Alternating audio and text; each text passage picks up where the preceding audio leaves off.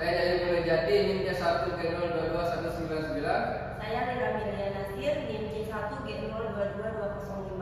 Saya Jihanita Faradila, NIM C1G022200. Saya Kanza Rais dengan NIM C1G022201.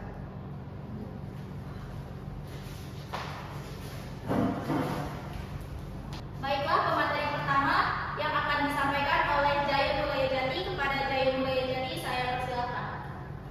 Baiklah, saya akan presentasi pertama untuk kelompok 3, yaitu kepemimpinan adalah unsur fundamental yang menentukan keberhasilan organisasi. Para pemimpin sangat krusial dalam menetapkan arah, menyusun strategi, dan mencapai target. Pemimpin yang efektif mengoptimalkan sumber daya, membangun visi bersama, dan menciptakan iklim kerja yang mendukung pertumbuhan dan inovasi. Selanjutnya, studi menunjukkan hubungan positif antara perilaku kepemimpinan dan kinerja organisasi. Bahkan fungsi kepemimpinan dapat menjadi variabel mediasi. Oleh karena itu, pemimpin yang kompeten dan memiliki perilaku positif sangat dibutuhkan untuk menjamin keberhasilan dan kemajuan organisasi di tengah kompetisi yang ketat. Selanjutnya, saya akan menyampaikan pentingnya gaya kepemimpinan dalam organisasi dibagi menjadi 4, yaitu pertama, membentuk budaya kerja, yang kedua, menciptakan lingkungan positif, yang ketiga, meningkatkan motivasi, dan yang keempat, menghindari dampak negatif. Dan untuk membentuk budaya kerja, yaitu gaya kepemimpinan mempengaruhi budaya kerja, motivasi anggota, dan pencapaian sasaran kolektif. Yang kedua, menciptakan lingkungan positif, gaya transformasional menghasilkan lingkungan kerja yang positif, meningkatkan kepuasan dan mendorong kontribusi optimal. Dan yang ketiga, meningkatkan motivasi. Kepemimpinan transformasional meningkatkan motivasi dan kinerja pegawai, mengurangi inspirasi dan pemberdayaan. Yang keempat, menghindari dampak negatif. Gaya otoriter atau laissez-faire cenderung menurunkan motivasi dan kepuasan kerja. Sekian dari saya akan kembalikan ke Bapak. Baik, terima kasih saya ucapkan kepada Jaya Mulya Jati. Kemudian pemateri kedua yang akan disampaikan oleh Lira Melia Nasir. Saya persilakan. Selanjutnya ada contoh gaya kepemimpinan. Yang pertama ada gaya kepemimpinan otoriter, yang kedua gaya kepemimpinan demokratis, yang ketiga gaya kepemimpinan laissez-faire, yang keempat gaya kepemimpinan transformasional, dan yang kelima gaya kepemimpinan transaksional.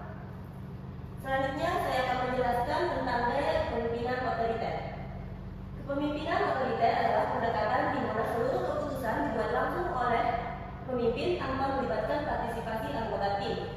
Pemimpin memegang kendali penuh dan memberikan arahan yang wajib dipatuhi. Ciri khasnya yaitu ketegasan, kecepatan dalam mengambil keputusan, minimnya dialog, komunikasi satu arah, dan penggunaan sanksi untuk menjaga disiplin. Selanjutnya tokoh yang memakai gaya kepemimpinan otoriter ada Adolf Hitler dengan tokoh internasional, dan Soeharto nasional dikenal menerapkan gaya ini, memperlihatkan kontrol absolut dan keputusan sepihak. Dan terakhir dampak yaitu efisiensi dalam pengambilan keputusan, namun membatasi partisipasi, kreativitas, dan inovasi. Anggota cenderung pasif dan motivasi kerja bisa menurun. Selanjutnya gaya kepemimpinan demokratis. Kepemimpinan demokratis adalah pendekatan di mana pemimpin melibatkan anggota kelompok secara aktif dalam pengambilan keputusan melalui diskusi, musyawarah, dan konsultasi. Gaya ini menekankan kolaborasi, komunikasi dua arah, serta penghargaan terhadap pandangan dan keberagaman anggota tim. Ciri khasnya partisipasi aktif anggota, komunikasi terbuka dua arah, pengambilan keputusan bersama, penghargaan terhadap hak dan martabat individu, serta terciptanya suasana kerja inklusif dan konstruktif. Tokoh yang memakai gaya kepemimpinan demokratis yaitu Nelson Mandela, Mahatma Gandhi, Abraham Lincoln dalam tokoh internasional, serta Muhammad Hatta dan Sultan Syahrir dalam tokoh nasional dikenal menerapkan gaya ini dalam kepemimpinannya. Yang terakhir dampak meningkatkan kreativitas, inovasi, rasa tanggung jawab, serta efektivitas kerja tim. Namun proses pengambilan keputusan bisa lebih lambat dan berpotensi menimbulkan konflik jika tidak dikelola dengan baik. Baik, saya kembalikan ke Baik, materi selanjutnya akan disampaikan oleh saya sendiri.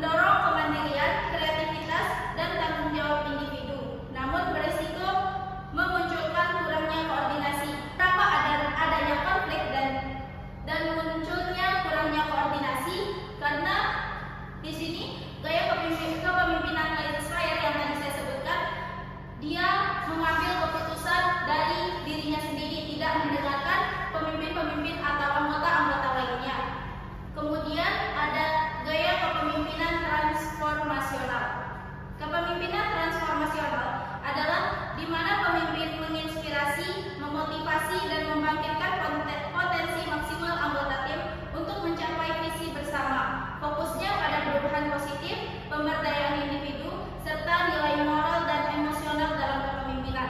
Jadi di sini maksud dari kepemimpinan transformasional ini kita bisa lihat dari pemimpin-pemimpin yang hanya memutus untuk anggota-anggotanya bekerja saja. Namun di sini gaya kepemimpinan transformasional tidak hanya bisa mengatur saja, namun gaya kepemimpinan transformasional ini dia bekerja juga. Adapun ciri khas dari gaya kepemimpinan transformasional yaitu pengaruh ideal, motivasi inspirasional, stimulasi intelektual, perhatian individual, komunikasi visi yang kuat, dan dorongan terhadap inovasi. Kemudian adapun contoh tokoh gaya kepemimpinan transformasional yaitu Nelson Mandela, Mahatma Gandhi, dan Soekarno yang dikenal pemimpin transformasional yang menggerakkan perubahan besar melalui visi, semangat kolektif, dan pemberdayaan rakyat. Adapun dampak dari kepemimpinan transformasional ini yaitu meningkatkan motivasi, kreativitas, inovasi, dan loyalitas anggota. Kemudian yang terakhir ada gaya kepemimpinan transaksional. Kepemimpinan transaksional adalah kepemimpinan yang berfokus pada sistem imbalan dan hukum berdasarkan pencapaian kinerja. Pemimpin menjalankan pengawasan ketat, memberi instruksi rinci, dan memastikan bawahan patuh terhadap aturan dan target organisasi. Kemudian ada pun ciri khas gaya kepemimpinan transaksional yaitu penekanan pada kontrol, kepatuhan, evaluasi kinerja, sistem reward or punishment, yang dimana punishment ini adalah hukuman-hukuman yang diberikan jika pemimpin tersebut melakukan pelanggaran aturan. Kemudian ada pun contoh tokoh gaya kepemimpinan transaksional yaitu Jack Welch atau mantan CEO General Electric dan Bill Gates atau pada masa awalnya Microsoft. Kemudian ada pun dampak dari gaya kepemimpinan transaksional ini yaitu meningkatkan efisiensi, produktivitas, dan kepatuhan dalam jangka pendek. Sekian dari saya, akan saya kembalikan ke moderator. Baik, selanjutnya materi selanjutnya yang akan disampaikan oleh pemateri terakhir yaitu Ganzaraya, saya persilakan. Oke, di sini saya akan menjelaskan tentang implikasi gaya kepemimpinan dalam organisasi. Implikasi gaya kepemimpinan dalam organisasi ini ada 3, yaitu organisasi pendidikan, organisasi bisnis, dan organisasi sosial. Organisasi pendidikan adalah demokrasi dan transformasional efektif meningkatkan kinerja pendidik dan menciptakan suasana belajar yang mendukung. Yang kedua adalah organisasi bisnis, transformasional mendorong inovasi dan semangat kerja demokratis, memperkuat komunikasi dan kerja sama tim. Yang ketiga adalah organisasi sosial, yaitu demokratis penting untuk keterlibatan masyarakat dan transparansi situasional sesuai dengan dinamika sosial. Sekian dari saya. Saya kembalikan ke moderator. Sekian dari kami, mungkin kurang lebihnya mohon dimaafkan. Sekian.